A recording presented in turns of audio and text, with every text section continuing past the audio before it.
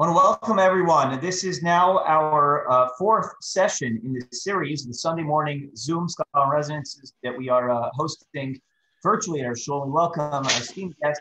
It's not his, I think he has been live at our shul twice in the past, and we welcome him this morning for a very important, informative session on when did politics become so personal, disagreeing with dignity. Dr. Norman Blumenthal is someone who whose impact on the community and beyond is something that to work. I will give a brief biography, but it doesn't do his work and his wisdom justice, and we will see and hopefully learn and glean from his wisdom in just a few moments. A licensed clinical psychologist, private practice in Lawrence, Dr. Blumenthal is the Zachter Family Chair in Trauma and Crisis Counseling and Director of Ohel Miriam Center for Trauma, Bereavement and Crisis Response. Dr. Blumenthal is founder and chairman of the Board of Education of Kahal, a partnership of 10 local yeshivot, New York area, and Hebrew day schools providing special education classes for learning disabled children. He's the coordinator of group psychotherapy training for interns and residents at North Shore Long Island Jewish Health System, consultant to TOVA, a mentoring program for disenfranchised teens. Dr. Blumenthal is education director of the Bella and Harry Wexner Kollel Elyon and Smicha Honors Program at the Rabbi Isaac Elchanan Theological Seminary of Yeshiva University, the Smicha Institution REITs. And Dr. Blumenthal received his master's and PhD from Delphi University.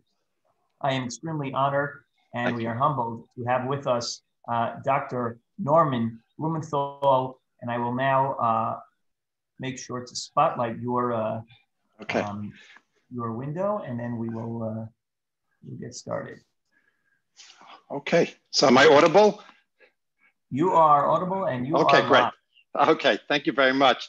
And a very special thanks to Rabbi Gelman for coordinating this, and to the Kehillah Chovei Zion, which is a shul that I've been to many times, and it's been very much enjoyed, both its physical beauty and the spirit of the congregants. And I hope that maybe whatever we're going to do today will also serve to, in the merit of it, will serve to give a refuah shlema to so many people who are sick now, and hopefully redemption from everything that we're going through. As Raigel mentioned, I'm not an infrequent visitor to Chicago, and I've always enjoyed the hospitality, although I have to say that this time I really never felt so much at home as I do during this visit to Chicago. I also want to commend the rabbi and the shul for picking such a timely and relevant topic. Not an easy one, because it's something that is really on our minds as a group, and something that concerns us greatly. And it's also, by the way, a little bit of a break from talking about COVID in this effect, although we will sort of touch upon that as well, because it is somewhat relevant to what's going on. But I want to also make it clear where I'm focusing my lens while I speak. And I'm reminded of very early in my career, I was just getting started. One of my very first positions was a psychologist in one of the Jewish day schools in the local area. And at the time, it goes back a long time now, the principal was a very impressive man, a Holocaust survivor, a very formal European man, and really ran the school and built up the school from like 12 students to several hundred. But sometimes a very clever and shrewd man as well. And sometimes he would try to pass off on me as the psychologist of the school what would have been more of an administrative responsibility. And I would often respond to that by saying to him, Rabbi, I was only crazy enough to become a psychologist, not a school principal. And so therefore, I want to make it very clear that my craziness was limited to becoming a psychologist. I'm not a political scientist. I'm not a sociologist. I'm not an expert on the media. So there are pieces to this issue which I really can't speak to. And I'm going to try to keep myself focused on what I know, which is psychology. And psychology is, and that, as I was thinking about this, I had a certain amount of what we call in Talmudic language, yeyush, like a little despair. I kind of like, there was almost like I almost got a little depressed by the topic, not because I didn't feel like I had something to say, but this is such a big issue. and is affecting the nation, if not the whole world. What am I going to do speaking to one congregation, even though important congregation, just speaking to a group of individuals? What dent is that going to make?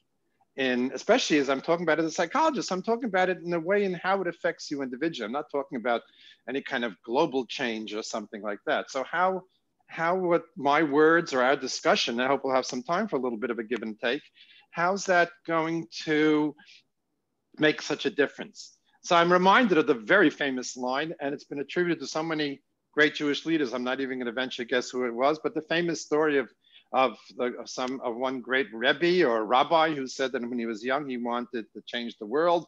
When he realized he couldn't change the world, he wanted to change his community. When he realized he couldn't change his community, he wanted to change his family. And when he realized he couldn't change his family, he decided to change himself. And when he changed himself, his family, his community, and the world changed. So it's in that spirit that I'm going to try to tackle this subject. I'm going to try to understand why this is happening and what we can do as a select group of individuals to sort of to maybe mediate or dilute some of this radicalism that we're seeing today, and hopefully will change the world. Now, I'm also, by the way, not taking sides in any political subject or discussing any candidate. And that, again, I don't consider myself a pundit who can do that. And I have my own opinions, but they're opinion like anybody else's, and they're based on my own perceptions and biases and not necessarily any kind of incredible insight. So I'm going to talk about it in a more general sense, and obviously not try to attribute any of the cause or demonstrate any kind of bias in terms of the various positions, political parties, candidates, etc. That's really not my place, and I don't think that's what you had in mind. So I'm going to take this to three different perspectives. I'm going to talk about it from the perspective of the echo chamber, which I'll talk about in a minute, displaced anxiety, and from the perspective of a concept that some of you may remember from your psych courses, or those of you who are in mental health know it well, and that's a concept called cognitive dissonance, which I think is very relevant to what's going on today. And these are all psychological concepts. So let's now talk a little bit about the echo chamber.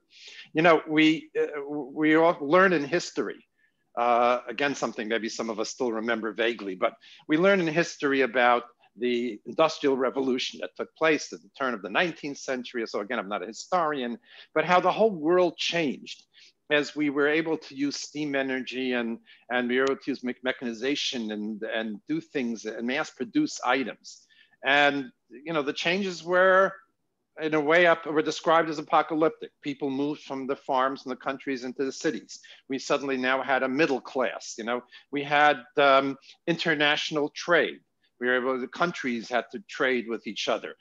We had pollution for the first time. Many of you may remember that was maybe more of a biology topic, but how the white moths in England, in British industrial towns disappeared and replaced by black moths because the soot.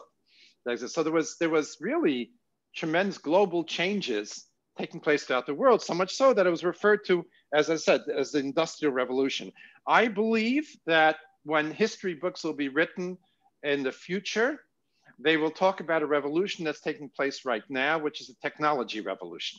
And the technology revolution that we're going through will make the Industrial Revolution sound like be relegated to a footnote, because the advent of technology, the advent of the computer, the PC, the internet, and now most recently social media has, first of all, taken over so quickly, has in such rapidity permeated our world and has changed every aspect of our world in any area, avocation, whether it's finance, whether it's education, psychology, medicine, it's all changed as a result of the media. For example, I mentioned medicine, the most recent one, and I'm sure there are physicians in the audience. You know, there was a time when if somebody had an ailment, especially if it was a rare disease, they would find the expert, they would go to that expert, the expert would make a diagnosis, make a recommendation, and you followed it because you were sort of at their mercy, and there was a sort of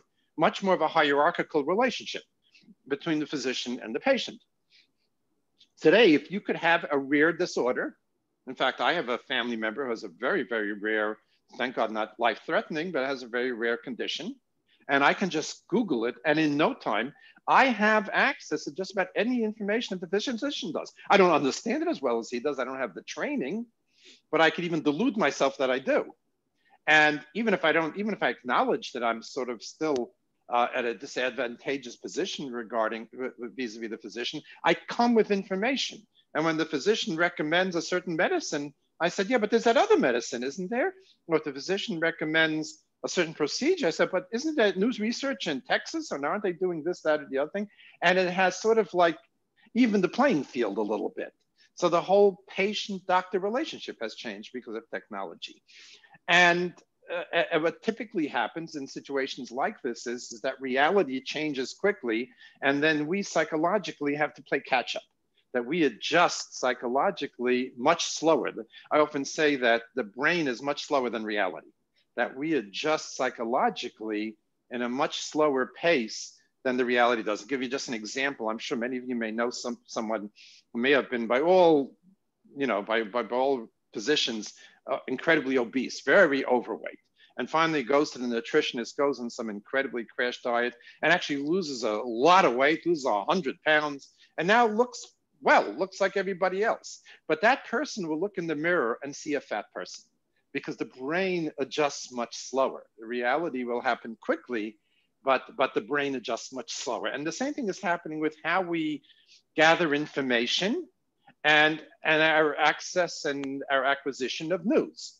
For most of our lives, unless there's some very young people here in the audience, but for most of us who are not so young, we got our news from limited sources.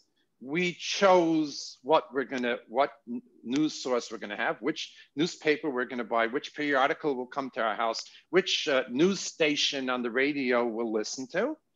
And for the most part, we got balanced positions. There may have been a slant here or there, but the news was reported to us in a fairly balanced way. And if there was an editorial policy, it was very clear that this is the editorial policy and not the description of the news. That has changed radically now with the internet and particularly with social media, because instead of our seeking out the news is finding us. We're being bombarded.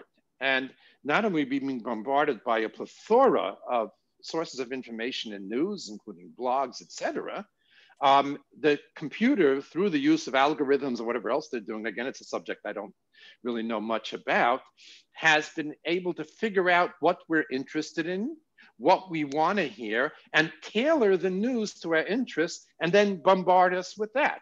So news items pop up, and the news is perfectly tailored to what we want to hear.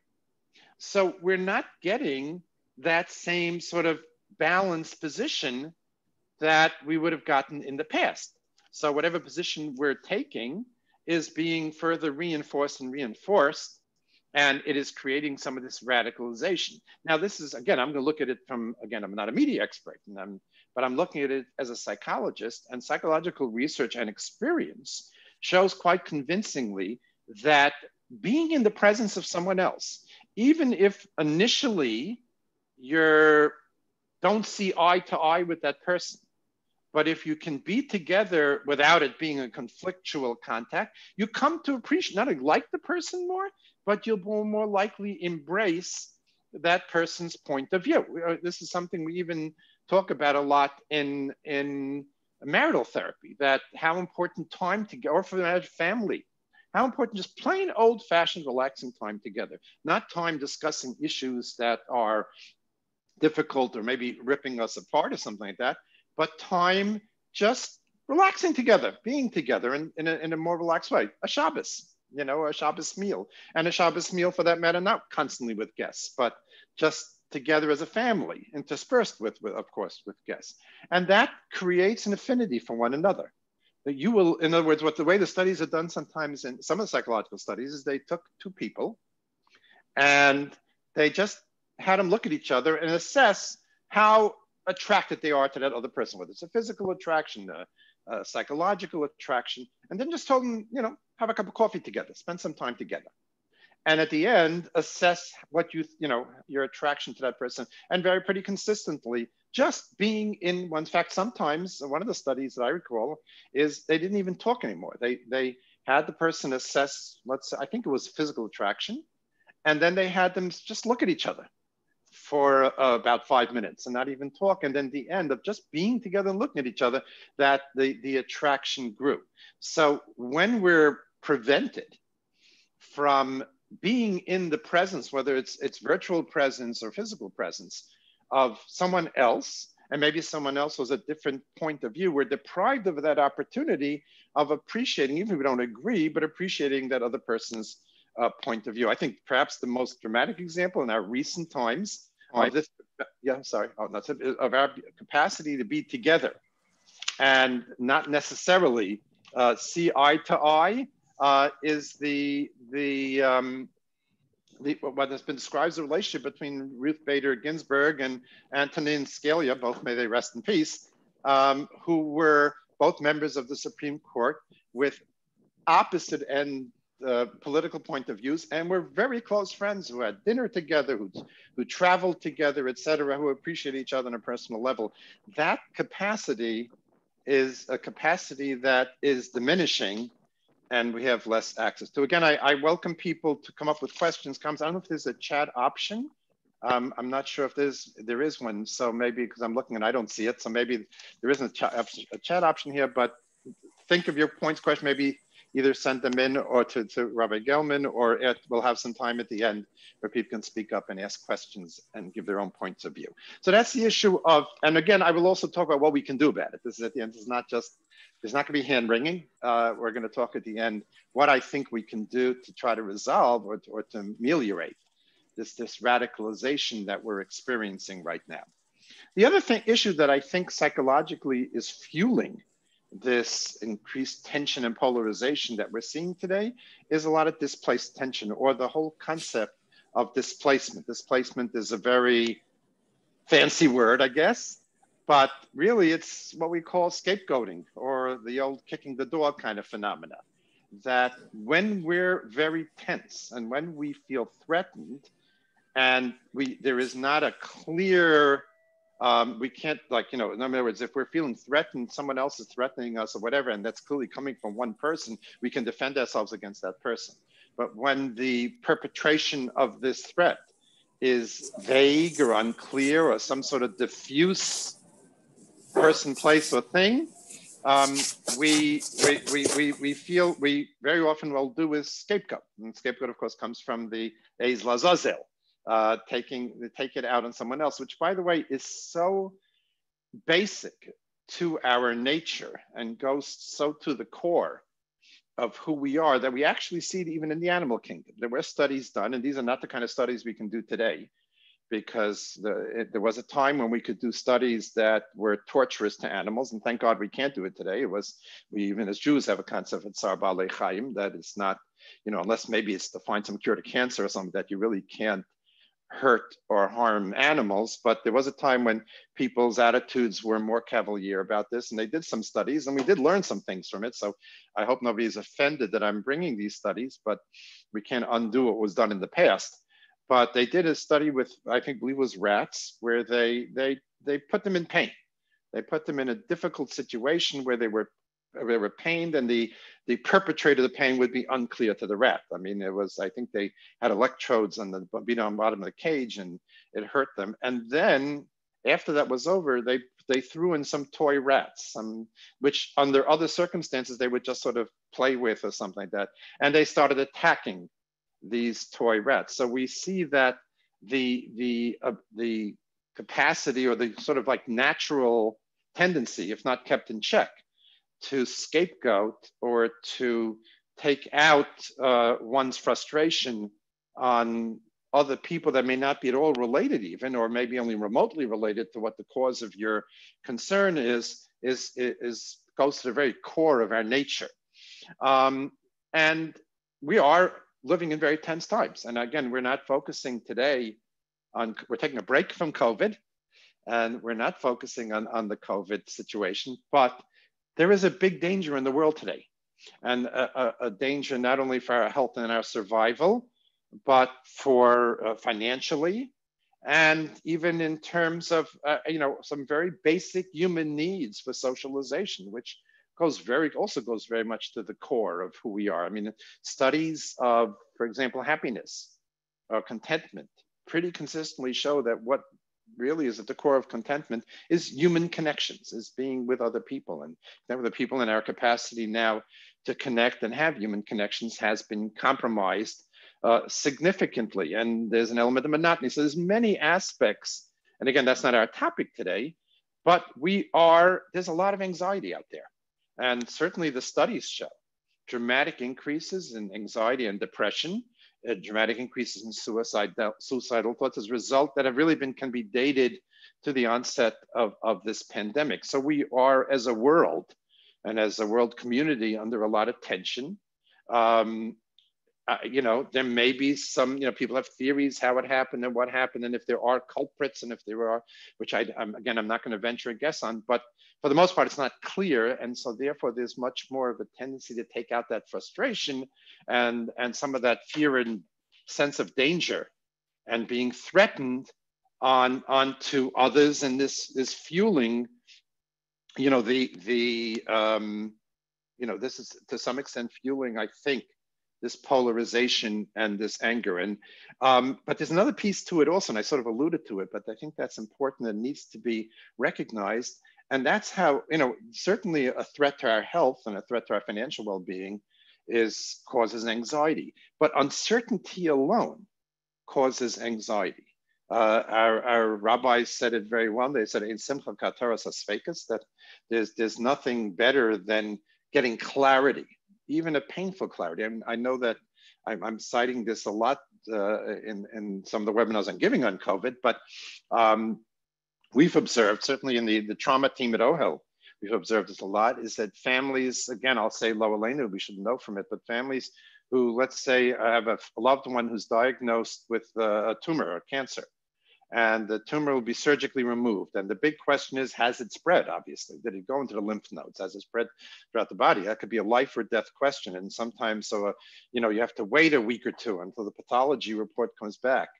Even if the pathology report comes back with bad news, positive for the cancer, that it did spread, and this is devastating news. Many people describe that as being an easier than that week or two waiting period, that week or two of uncertainty. And what the psychological research shows is that if people are posed with ambiguity, with an uncertainty, they will more naturally look for contrived or extreme solutions. They'll even look for solutions that involve totalitarianism or something of that extreme nature, because we want certainty. And the extreme positions, the unnuanced, I don't know if even that's a word, but the positions without nuance, without, looking at it either way, can sometimes be comforting. And that therefore, when we're dealing with this kind of pervasive uncertainty and ambiguity, we're going to naturally look for extreme radical positions and therefore be more intolerant of other positions. So I believe that a second causative factor that we're seeing this radicalization in our surroundings, in our country, and even within our community in some respects, is because of this uncertainty and the natural human need to gravitate towards certainty. I have to say, this morning in shul, naturally, for Baruch Hashem, when shul was over, people were again arguing, discussing politics, radical positions, and someone sitting near me says, maybe we should go to a country where they really respect democracy, where they have several elections a year with no real outcome, obviously alluding to Israel. But again, we want that certainty. So I think, again, that's the second causative fact. I think, as I said, I think one is the technology and being fed what we want to hear. And the second one, I think, is a lot of displaced tension and the uncertainty that comes with it, which makes us gravitate towards, as I said, extreme or radical positions. The last point I want to take, and I'll talk a little bit about what I think we can do to make this better is a psychological concept, and it's a little more complex. So, you know, you might have to pay attention a little bit, but something called cognitive dissonance. Those of you, again, who took a few psych courses in college or Psych 1 and still remember it, but certainly those of you who may have taken more further studies in the area of mental health or psychology will be familiar with this concept, but it's a very interesting one. And it's a little bit counterintuitive. And what cognitive dissonance basically says, and I'll give you some examples in case it sounds a little complicated, is if you take a position in which you're, for whatever reason, emotionally invested in that position, and something happens, or you hear something or whatever that challenges that position, you would think logically, you'll say, oh, maybe my position was wrong. But instead, what happens is you become more radical about that very same position. In other words, what cognitive dissonance would say is, let's say that I very strongly have a position on fracking or something like that, or on abortion, or whatever the hot item topics are now. And I'm for whatever reason, for financial, emotional, psychological reasons, whatever, I'm very invested in that position. And I'm having a conversation with someone, and that person drills a little bit of a hole, no pun intended with fracking, but let's say, you know, puts up a challenge, a meaningful challenge to my position. And what I may do is, rather than say, hey, wait a second, maybe my position isn't so correct, maybe I have to rethink it, what I'm going to probably do is become more radical about that position. Okay, so let me give you 2 studies that sort of explain this, and maybe then it'll be a little bit more realistic. One of them, when this concept of cognitive dissonance was first being studied, students, I believe it was the University of Michigan, found out about a cult that lived on a mountaintop somewhere in the Rockies, I believe Colorado. It's been a long time since I've read this study. They actually wrote a book about it, and it was called When Prophecy Fails. And this group worshipped some foreign aliens that they were like superhuman beings of some sort. And they believed that on a certain date, November 1st, whatever, these aliens were going to come down in their spaceships, rescue them because they were such adherents to, such believers in them, and destroy the rest of Earth. And the researchers wanted to know what's going to happen on November 1st. When the aliens don't come and rescue them, what are they going to do? So they infiltrated the cult. I think at one point there were more students, graduate students from the University of Michigan in the cult than there actually were cultists. But they infiltrated the cult. They made believe that they were believers, and with the intention of seeing what would happen that day. And sure enough, the day came, and they were all packed up and ready and waiting for these aliens to arrive. And of course, they didn't arrive. So the elders got together, and they decided that because they were so frum and they were such adherents to these super beings, that they decided to spare the earth. And therefore, now it's their job to go around proselytizing and trying to get more adherents to their religion. So instead of abandoning their belief, instead of saying oy vey or whatever you say if on a mountaintop in Colorado, they actually became stronger and more believers in their position. Maybe a little bit more down-to-earth study was one fascinating study that was done once, where they took a group of people and they offered them payment to do some very disgusting job, maybe cleaning a very dirty bathroom or something like that, but something rather unpleasant and repulsive. But they had 2 groups. One group, they paid well. They paid them, you know, handsomely. And the other one, they paid them poorly for doing this repulsive work. After they were done, they asked them to assess how awful or how disgusting this work was. And interestingly enough, the people who were paid, let's say fairly, I don't think they gave them millions, but were paid fairly for the work, rated it as more disgusting than those who were poorly paid. In other words, the poorly paid people said, it wasn't so bad. But the people who were paid fairly said, yes, It really was disgusting. And again, this is what they said was cognitive dissonance, because the people who were poorly paid had a contradiction. There was a stira, to use Talmudic language, in their brain. The stira was, I worked at this disgusting, horrible job. I didn't even get paid well. So they make it like they switch their brains, sort of, and make it like it wasn't so awful. And therefore, they rated it as not so disgusting. And I think that that process, this cognitive dissonance, is happening to us today in the world we're living in, because we're living in scary times and threatening times, and we're fed just one information, and we're getting very emotionally invested in our positions. And if something were to come along that would contradict that position, instead of thinking it over and abandoning it, we become more radical in our belief. So it's almost like if you were to, let's say, if you're taking from one position and you met somebody in the opposite end of the political spectrum, and you presented to him a cogent argument that there's a flaw in his or her thinking, cognitive dissonance will say that they would think it all the more. And I think that's, to a large extent, what's happening to us today. So let's talk about some things to do and how we can be that person who can change ourselves and change the world. First of all, we have to train ourselves. And just as importantly, we have to train our children how to access and use and filter news that comes today, because it's a very different process than it was when we were young. That to know, first of all, to know that there is this bombardment of news, and be selective, know what the source of the news is. Sometimes, if I'm going on one of these Google News sites and I see a headline that I find very intriguing, I will naturally look at where it came from. And it really makes a very big difference if it comes from an established news source, or even those, if there are any of those few left that do present balanced positions, or if it comes from someplace I never heard of, from some sort of source. It could be just this guy sitting in his basement, writing something.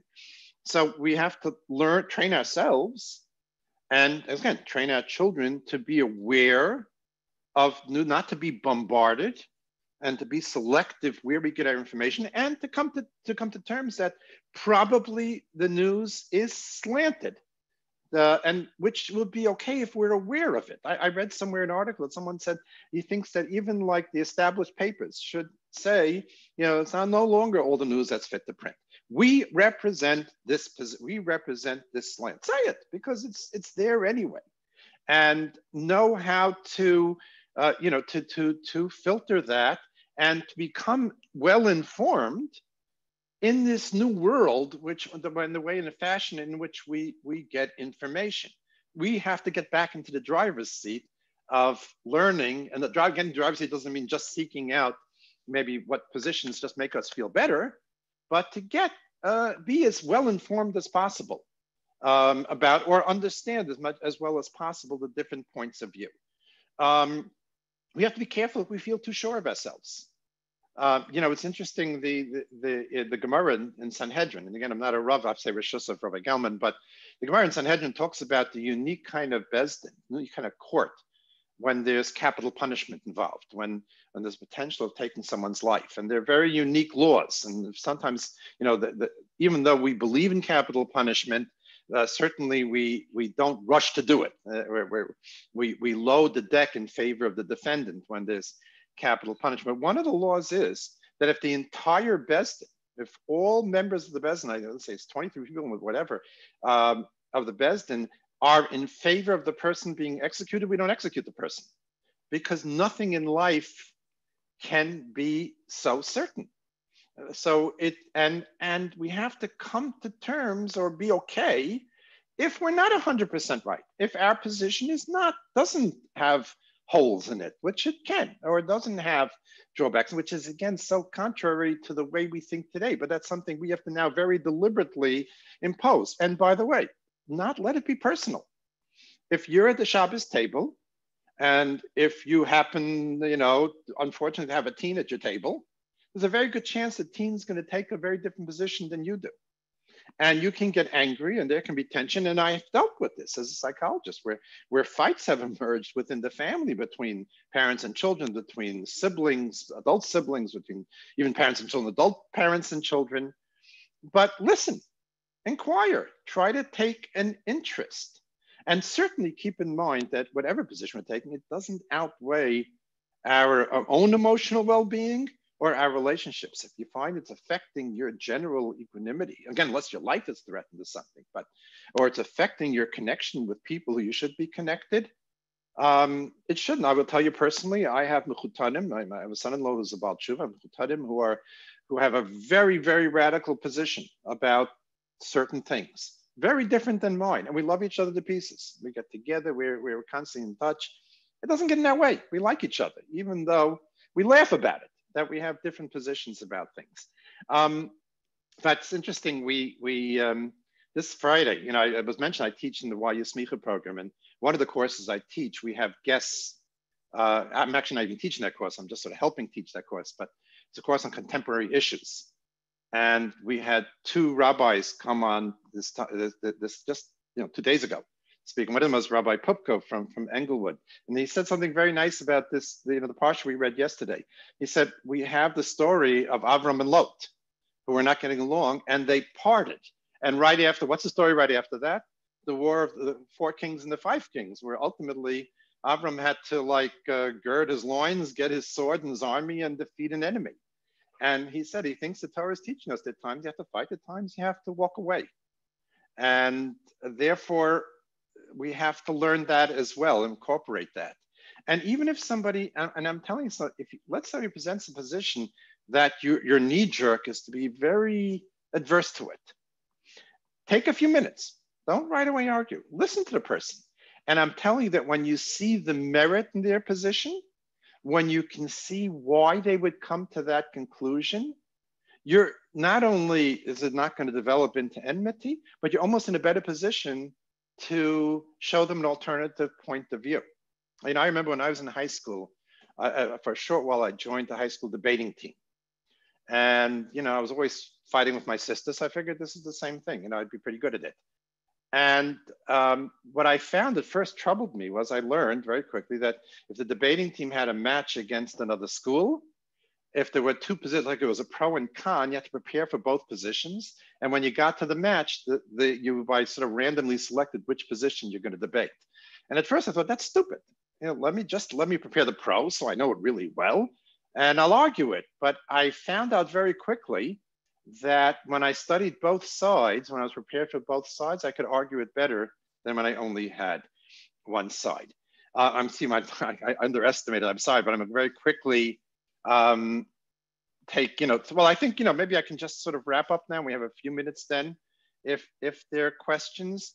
The other thing is that, and I think I'll tell 2 stories actually, and I think that really captures an alternative to what we're seeing today. One was actually a story told by Rabbi Dr. Lamb, and Olav Shalom, Zichron Levracha, of his hesped for the Rav, Zichron Levracha.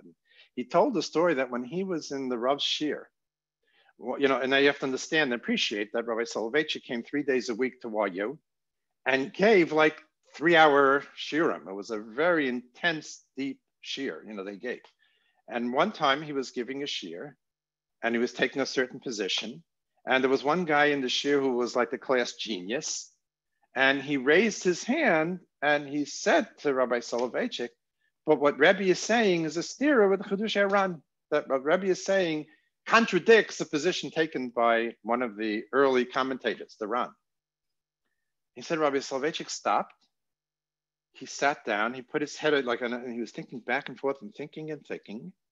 He then took out his notes, which were pages and pages of notes, took his pen, crossed out everything he had written, threw it in the Gemara and walked away.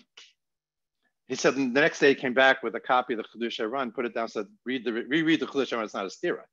But the willingness to forego a position or a lesson that he had learned because it contradicted an earlier important scholar is intellectual honesty. And now I don't think any of us are that great that we could do that, but we can entertain alternative position. The other one story that I heard, and I believe I heard it from Rosh Hashanah, if I'm not mistaken, but it was a story that apparently they got a letter that was written by a Gentile passenger on the train, the same train that the Mir Yeshiva was taking when it was escaping the Nazis, where they ultimately landed up in Shanghai. I believe originally they went to Kobe, Japan, and from there to Shanghai, but they were on the same train, and this was a train ride that was days and days. And he writes to his wife that there's some Jews on the train, and in the morning they pray, and then they take out these giant books, and they're fighting, and they're cursing, and they're screaming at each other. And then in the afternoon, they put the books away, and they're best of friends. We have a tradition of using that capacity to disagree, but to disagree with dignity, to disagree and not let it become personal, to let it enrich and grow. And we have that capacity, and we have to the extent that we can, infuse that into this very hostile and polarized political climate, and hopefully help us develop the Versal have to more unity, more safety that comes with unity, and a better understanding of the issues that we're trying to grapple with today. So I spoke a little longer than I had expected, but I have still some time. Let me open it up if anybody has comments or feels I left something out, or questions about anything that I said. I think you might have to unmute yourself if I'm not mistaken, if you do that, but let me open it up to anyone who wishes to. So I have a question, sir. Thank you, Dr. Okay. Blumenthal. There was one day last week or a few weeks ago that I received 2 emails within like 5 minutes of each other. The 2 emails were these sort of impassioned pleas to the rabbi. Now is the time. You have to make it clear. This is what the Torah wants in terms of the political outlook. You have to support this particular candidate. I can't believe what's the matter with these other Jews. And then 5 minutes later, I received the exact same email, but from the other perspective. How is it possible that, how is it possible we don't have Jews who are concerned about such and such social issues? How is it possible Jews not concerned about Israel's? I mean, the assumptions in it are one issue. The question is, what is the recommended route for, communities? Do we address these issues and try to frame them? The moment you try to frame it as a Torah issue, everybody assumes you're taking one position, which might not be, and may not be in the interest from a 501c3 standpoint or from a Shalom Dik standpoint. On the other hand, to shy away is completely the opposite of what you're recommending, because we have to engage. We have to talk to people in order to hear the perspective. So how does a community address these issues, not just in a one-on-one? Right. So, I mean, first of all, I'm the last person to tell a rabbi how to be a rabbi. So, and I'm certainly not among the audience here, the most well-versed in what the Torah positions really are, although I doubt there is a clear Torah position in terms of our current elections. I don't think it's a sif in Shulchan Aruch. But I do think that as a community, given the current climate, I think we need to have a position. We shouldn't be wishy-washy. I don't think that's what I'm advocating. I'm not advocating becoming obsessive compulsive and not being able to sleep because you can't decide which way to go. Or Greek mythology, they talk about the mule between equidistant bales of hay that starves to death. It's okay to have a position. It's okay to position yourself somewhere on the spectrum. And of course, this Tuesday, if you haven't voted already, you're going to take a position, and you should. That's okay. So it's okay to have a position, but not to infuse it with enmity or that element of certainty. Let's have respect. Let's have mutual respect. My dream, and it's a dream maybe, but my dream from a, let's say, communal national perspective is that there will emerge an important political figure and who will address this extremism that's been entering our thinking. And I believe it's painful to a lot of people. I think a lot of people are very uncomfortable with how radicalized they've become, almost against their better judgment. And I think we may reach a point where the prevailing number of people in this country, I'm hoping, and I'm davening for that, will reach the point is that this isn't healthy. And let's be more conciliatory. Let's cross that political divide. And again, like Ruth Bader Ginsburg and Antonin Scalia, and respect each other, listen to each other, and appreciate each other's point of view. But I think right now, that to me is more important than one absolute position. Again, if the scholars, if you will, the great people, I'm sorry, my computer needs some positioning. If the rabbinic leaders, the ones who really are the great minds, would actually come to a point of view that there is one clear position to take, that may change the playing field, but I don't think that's where people are at right now. You know, I'm certainly, if there was a candidate advocating the annihilation of Jews or any other ethnic group, I think there'd be a very clear position, as has happened, unfortunately, in our history and in world history. But where we are now, I think advocating, taking a position, you know, believing in it, feeling proud of your position, but respecting that not everything is so, if you will, extreme, might be a better way to look at it. How you do it as a rabbi, I don't know. You know? But again, you know what happens, and I've known this personally. You sit down with someone and just talk to them and listen to their position and show interest. You've distilled some of that. I remember once I was sitting in an airport and waiting to go on a plane, and someone came to me and just started up with me about Israel and the Palestinians and a very radical position. And I just started talking to him. I said, you know, tell me a little bit more how you came to that conclusion, and what's your point of view, and and I just took an interest in his point of view. I didn't defend my point of view. And we were, you know, when I had to get up and catch my plane, you know, we wished each other well and went off. You know, you know, I mean, I told them I don't agree with it. I don't see it quite that way, but I'd like to understand your point of view. And in a few minutes, it was cordial. You know, we can do that. I don't know if I answered your question. It was a long answer, but is there anyone else, something people want to add, comment?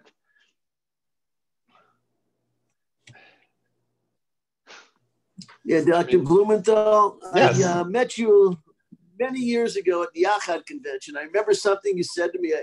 I'm a psychologist as well. I quoted in your name. You said to me, reality is for those people that can't handle drugs. That was what my patients used to say. That's not what I feel. Right. It's what my drug abusing patients used to say. The reality is for people who can't handle drugs. Right. Yeah.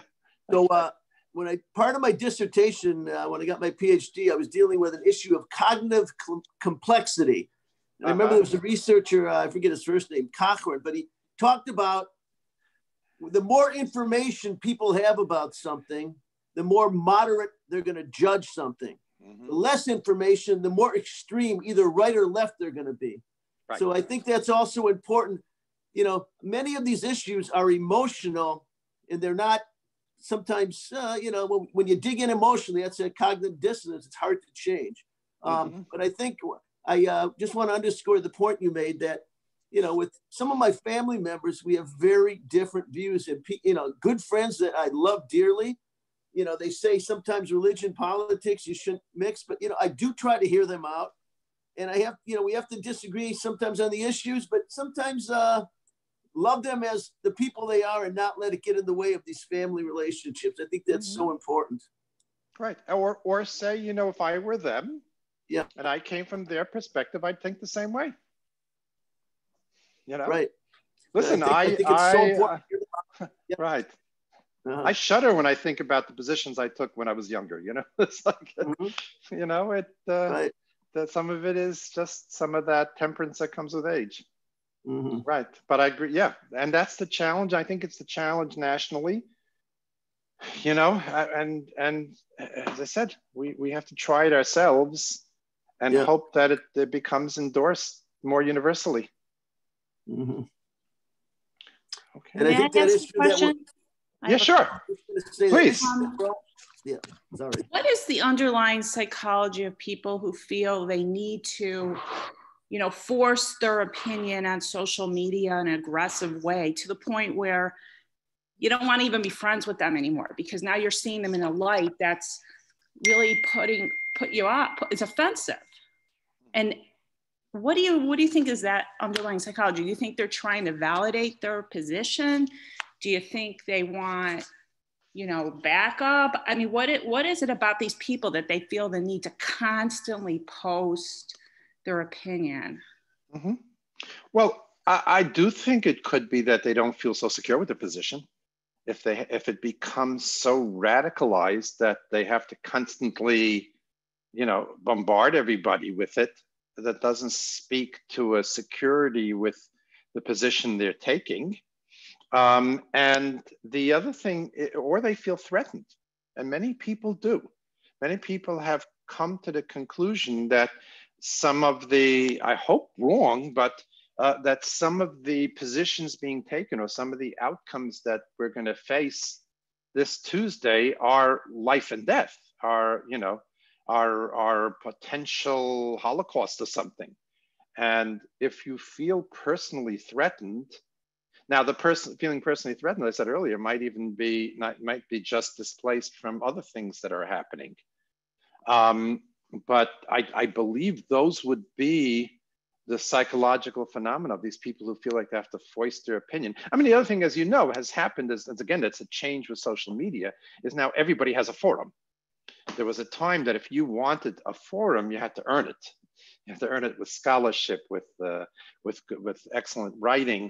Now anyone can take a sort of quote unquote expert position because there's that capacity to do so on the internet. So that's playing in as well. So there might even be an element of grandiosity involved. But that's what I would say is the two most common is there's a threat, or as I said, it's a cognitive dissonance. They don't feel secure enough with their position, so they have to, like those cultists on the mountain, they have to start proselytizing. That would be my best guess. I think I have to get off because I have another appointment coming up. So I want to thank you for this opportunity. I hope it's been helpful. Thank you very much, Dr. Blumenthal. It was an honor to have you with us. My pleasure. My honor. Your beautiful Hadras Panam, your smile, and to glean from your wisdom.